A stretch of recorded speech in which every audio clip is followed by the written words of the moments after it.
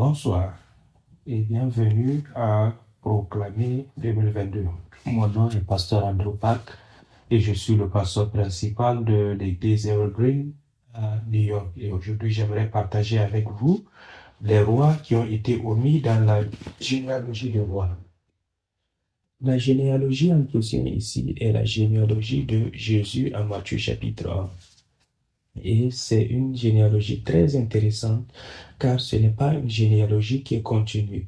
Elle a beaucoup d'omissions, beaucoup de générations omises. Et comment nous le savons? Alors, selon Matthieu chapitre 1, verset 17, la parole de Dieu nous dit que la généalogie de Jésus est divisée en 3 périodes de 14 générations chacune.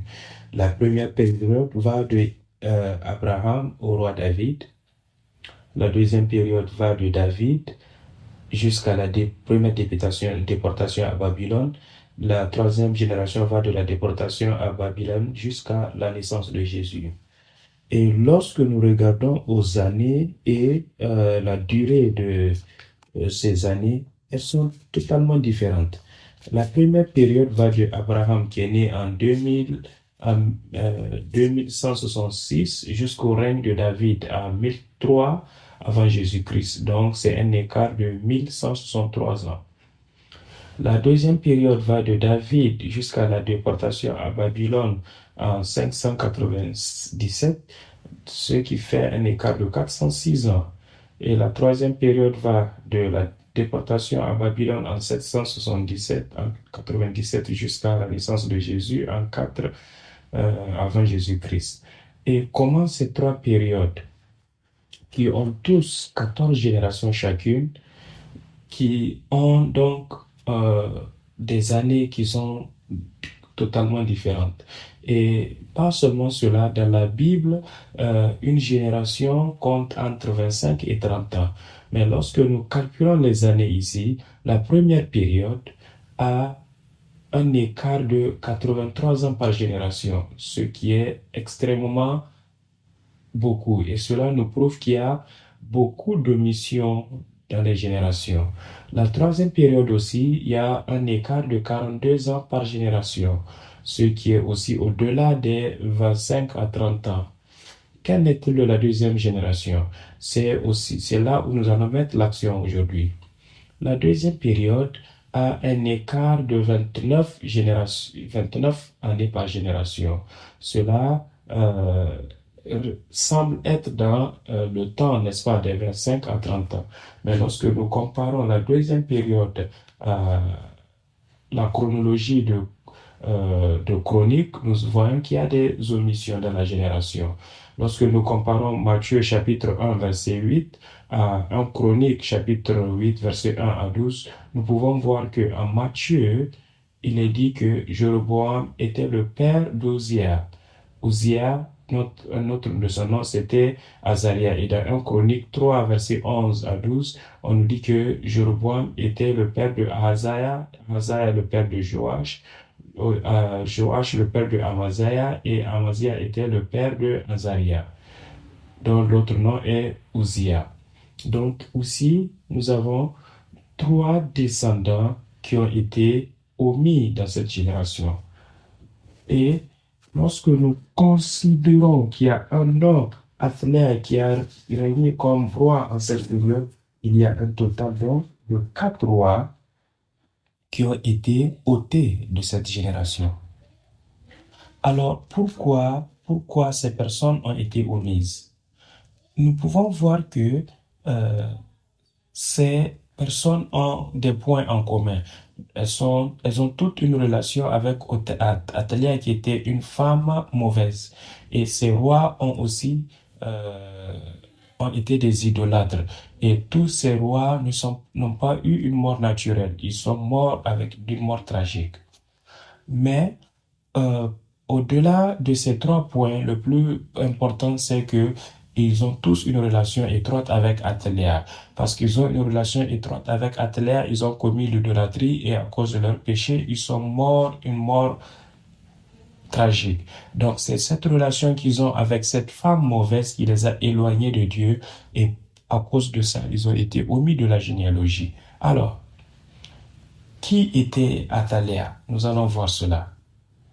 Le nom Athalia en hébreu veut dire que celle que le Seigneur a affligée. Qui peut donner un tel nom à sa fille? Je ne sais pas.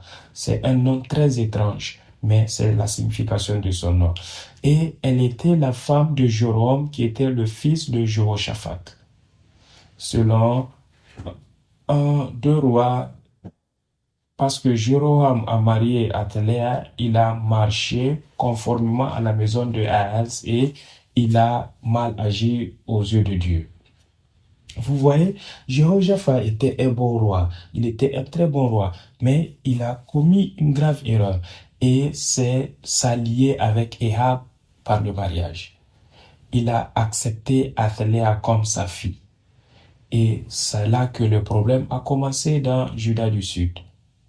Alors, lorsque nous essayons de tracer la lignée de Athalia, nous pouvons voir pourquoi cela s'est passé. Athalia, selon 2 Rois chapitre 8, versets 26 et 27, elle était la fille de Ahaz et Jézabel. Ahab et Jézabel étaient certainement le roi et la reine les plus mauvais d'Israël du Nord. Et qui était Jézabel, la mère d'Athalia?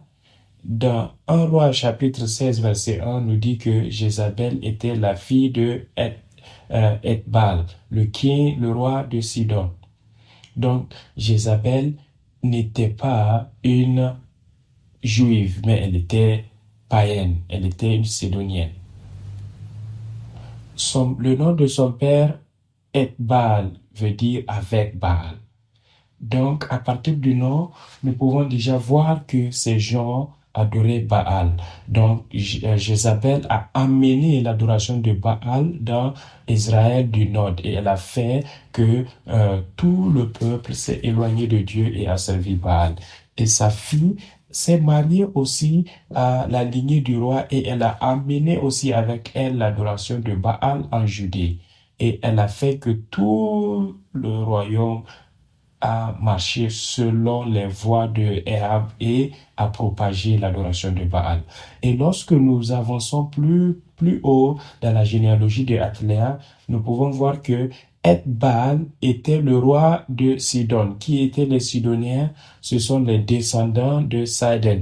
Et selon Genèse chapitre 10, verset 15, on nous dit que Canaan est devenu le père de Sidon, son premier fils. Donc Sidon était le premier enfant de Canaan. Et Canaan était celui-là que Canaan avait maudit. Et les descendants de Canaan étaient les Cananéens dont Dieu a ordonné de chasser de la terre promise lorsqu'ils entreront en possession de cette terre.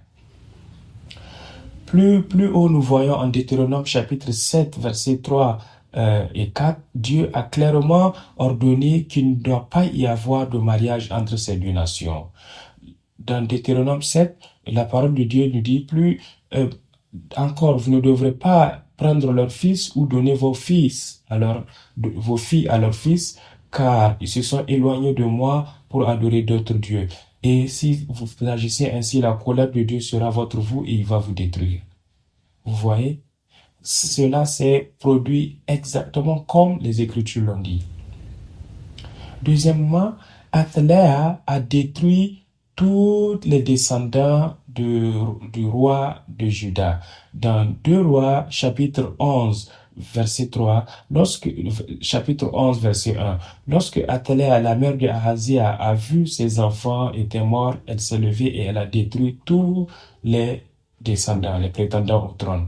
Alors, qui sont ces descendants, ces prétendants au trône? Premièrement, ils sont tous les petits-fils de Athalia. Donc, cette mauvaise femme a tué tous ses petits-fils. Mais ce n'est pas tout. Ces prétendants au trône sont les descendants de David. Et qui sont les descendants de David? Ce sont les descendants que Dieu a promis à David.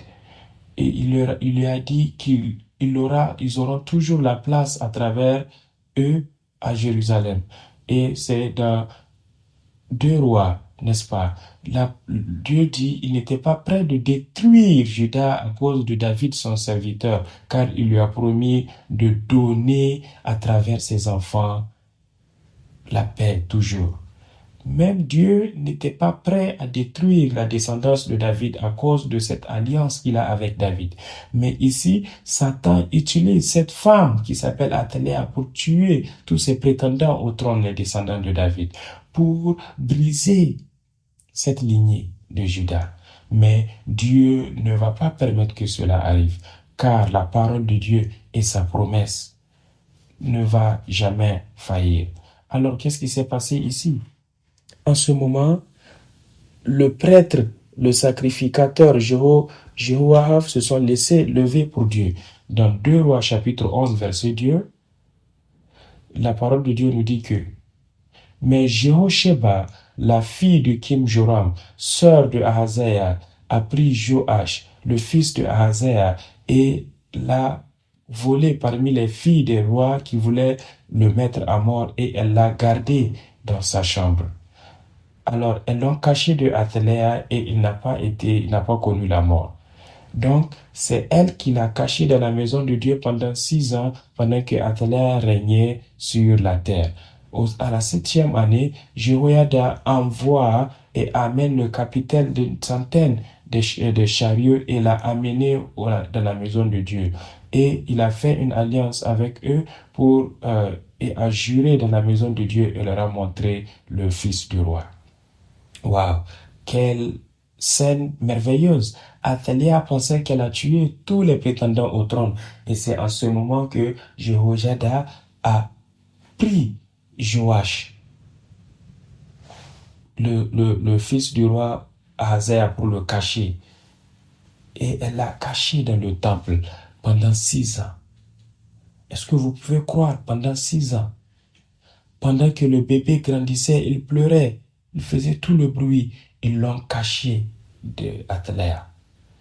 Et finalement, à la 7e année, Jéhoïada, le grand sacrificateur, a mené les gardes au jour du sabbat et il leur a montré le fils du roi, Joash, l'héritier du roi, le descendant de David. Est-ce que vous pouvez imaginer cette scène où le grand sacrificateur tient le bébé? Quelle scène merveilleuse! Alors, qu'est-ce que cela nous enseigne? Cela nous révèle que Athélia est le reflet de l'Antéchrist. Elle est donc le reflet du dragon qui veut tuer la descendance de David. Tout de même, l'alliance de Dieu et sa promesse ne va pas faillir. Alors Dieu a utilisé Jéhoïada et sa femme, Jéhoshaba, et le nom Jéhoshaba veut dire l'alliance de Dieu. Quel nom merveilleux, n'est-ce pas? La signification de son nom, c'est la promesse de Dieu. C'est l'alliance de Dieu qui a permis à sa parole de s'accomplir. Alors, ils se sont tenus fermes pour Dieu. Ils ont caché le bébé pendant 6 ans. Et le règne de Athélia était pendant 6 ans.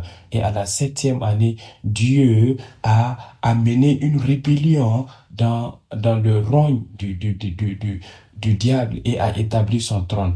Et au jour du sabbat, au 7e jour, lorsque Jéhoïada a commencé cette rébellion, c'est en ce temps que tout a commencé. Alors pour nous chrétiens, le jour du sabbat, c'est le jour du Seigneur. Et je crois que lorsque nous partons à la maison du Seigneur, le jour du sabbat, c'est ça notre rébellion contre le diable qui dirige ce monde présentement. Et lorsque Christ reviendra, il va achever ce travail.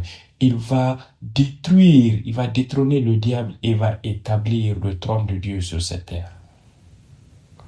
Et cet incident, avec le bébé Joash, est en train de nous arriver vers ce jour que l'alliance de Dieu ne va pas s'arrêter. Sa parole va toujours s'accomplir. Alors, dans 2 Chroniques, verset 28, nous dit que toute l'assemblée a fait une alliance avec le roi dans la maison de Dieu et Jéhoïada a dit, voilà, le fils du roi doit régner comme Dieu a parlé concernant les enfants de David. Amen.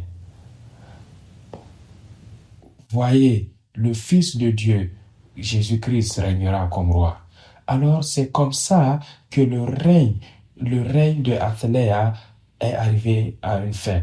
Tout de même, sa descendance, ces trois rois comme Ahaziah, Joash et Amzia, tous ont commis l'adultère et ont vécu mauvais et ont été enlevés de la généalogie. Alors, voyons de manière brève leur vie. Le premier, c'est Ahaziah. Ahaziah était le fils de Joram et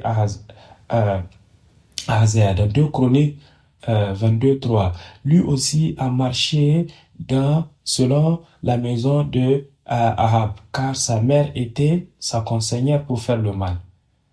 Qu'est-ce qu'on peut dire d'autre? Sa mère était attelée. C'est elle qui lui a donné des conseils, donc il a été mauvais aussi comme elle. Le deuxième roi était Joash.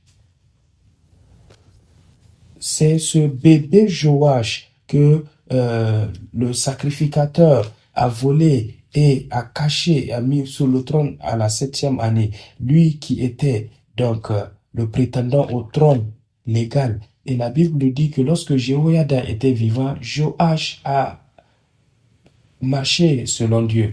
Dans 2 Chroniques 24, verset 2, la parole de Dieu nous dit que Joab a marché convenablement devant Dieu pendant la présence du sacrificateur. Mais après la mort du sacrificateur, tout a changé. Et dans 2 Chroniques, verset 24, chapitre 24, verset 17. Après la mort de Jéhoiada, les chefs de Juda vinrent se prosterner devant le roi. Alors le roi les écouta. Ils ont abandonné la maison de Dieu, la maison de leur père, et ont adoré les idoles. Alors la colère de Dieu s'est abattue sur Juda à cause de cette erreur. Waouh! Quelle tragédie! Mais pas seulement cela, pas que Joash a écouté ce que Jéhoiada lui a dit, il a aussi tué Zacharia. Qui était Zacharia? Pas Zacharia qui a écrit le livre de Zacharia. Zacharia ici était le fils de Jéhoiada. Il a tué le fils de Jéhoiada parce que Zacharia a réprimandé le roi. Dans 2 Chroniques 24, versets 20 à 22, Zacharie, fils du sacrificateur Jéhoiada, fut revêtu de l'Esprit de Dieu. Il se présenta devant le peuple et lui dit, « Ainsi parle Dieu, pourquoi transgressez-vous les commandements de l'Éternel? Vous ne prospérez point, car vous avez abandonné l'Éternel, et il vous abandonnera. » Et ils conspirèrent contre lui, et le lapidèrent par ordre du roi dans le parvis de la maison de l'Éternel. Le roi Joash ne se souvint pas de la bienveillance qu'avait eue pour lui Jéhoiada, père de Zacharie, et il fit périr son fils. Zacharie dit en mourant que l'Éternel voie et qu'il fasse justice. C'est une tragédie. Lorsque nous lisons ce passage, qu'est-ce qui nous vient à l'esprit? Alors, c'est la trahison de l'homme, la trahison que Joash a commise ici. C'est terrible. Mais je pense que ce verset veut décrire quelque chose de plus profond. Il présente quelque chose de plus grand. Pourquoi? Parce que la Bible a utilisé ces paroles. Au verset 22, il nous dit, « Le roi Joash ne se souvient pas de la bienveillance qu'avait eue pour lui Jéhoiada, père de Zacharie. » La Bible appelle Jéhoiada le père de Zacharie et nous dit, mais il a tué son fils et il fit périr son fils. Il dit, il fit périr son fils. Joash a fait périr le fils de son père. Qu'est-ce que cela nous amène à comprendre? Cela nous amène à comprendre ce que les Israélites, ce que les enfants d'Israël feront lorsque Jésus, le Fils de Dieu, viendra dans ce monde. Et dans Exode chapitre 4, verset 22, Dieu dit, « Israël est mon fils, mon premier-né. » Mais quand le Père d'Israël, notre Père, notre Dieu a envoyé son Fils unique Jésus-Christ dans ce monde, qu'est-ce qui s'est passé? Israël a trahi leur père et ont tué le fils, son fils Jésus. Et c'est ce que Joach a fait ici. Alors, à travers cet événement, Dieu est en train de nous révéler la trahison et la rébellion des enfants d'Israël et de toute l'humanité contre Dieu leur Père. Troisièmement, voyons Amazia. Amazia, premièrement aussi, a marché devant Dieu convenablement. Malheureusement, après avoir gagné une victoire contre les Ammonites, il est devenu orgueilleux. Et il a commencé à se donner dans l'idolâtrie en adorant d'autres dieux. Alors, cela, n'arrive pas à comprendre cela parce qu'auparavant, lorsque deux peuples se battaient et qu'un pays gagne, ils vont dire que notre Dieu a gagné contre votre Dieu. Alors, si Amaziah a perdu contre les Ammonites et qu'il adore le dieu du monde, alors c'est compréhensible. Parce qu'il va se dire certainement, ok, notre Dieu a perdu contre leur Dieu, donc je vais servir leur Dieu pour que j'ai beaucoup plus de puissance. Mais dans le cas de Amaziah, c'est l'opposé. Il est allé, il a défié les Ammonites et ça veut dire que son Dieu Yahweh a gagné contre le Dieu des Ammonites. Mais Amaziah s'est détourné et a adoré le Dieu d'Édom qu'il a défié. Ça n'a aucun sens. Alors après cela, qu'est-ce qui s'est passé? Dans 2 Chroniques 25, verset 27, il est dit que depuis qu'Amaziah se fut détourné de l'Éternel, il se forma contre lui une conspiration à Jérusalem et il s'enfuit à Lachish. Mais on le poursuivit à Lachish où on le fit mourir. Lorsqu'il s'est détourné de la voie de Dieu, lorsque Amaziah a trahi Dieu, les servants d'Amaziah ont aussi comploté contre lui, ils l'ont trahi et ils l'ont tué. Alors vous voyez, tous ces rois sont morts d'une mort tragique, pas d'une mort naturelle, mais violente. Alors en conclusion, qu'est-ce que cela nous enseigne? Alors, l'auteur de l'histoire de la rédemption, Révérend Abraham Park, nous montre que ces rois démoniaques se sont donnés au péché. Ils ont brisé l'alliance de Dieu. Alors, ils ont été enlevés de la généalogie de Jésus. Alors, ce que cela veut dire, c'est que Révérend Abraham Park nous dit que en omettant cette génération des ténèbres, Dieu est en train de nous montrer que la généalogie de Jésus dans Matthieu n'est pas une liste complète des générations charnelles. Ce n'est pas la lignée et ce n'est pas le but de cette généalogie. Le but de la généalogie de Jésus, c'est d'enregistrer la lignée de la foi qui révèle l'administration de Dieu dans l'histoire de la rédemption. C'est la généalogie qui nous montre la voie par laquelle l'alliance a été transmise de manière successive jusqu'à l'arrivée de notre Jésus dans ce monde. Malgré les trahisons, malgré les conspirations, c'est la fidélité de Dieu qui a permis que cela s'accomplisse jusqu'à l'arrivée de Jésus. Cela veut dire que cette généalogie est une évidence que Dieu nous montre. C'est la preuve que Dieu nous montre pour dire, regardez, je suis fidèle à mon alliance. Malgré la trahison humaine, Dieu demeure fidèle à ta parole, il demeure fidèle à son alliance. Donc, lorsque nous lisons cette généalogie, c'est le point que Dieu veut que nous recevons et que nous comprenons. C'est ce que nous devrons nous rappeler à chaque fois que nous lisons la généalogie dans Matthieu 1.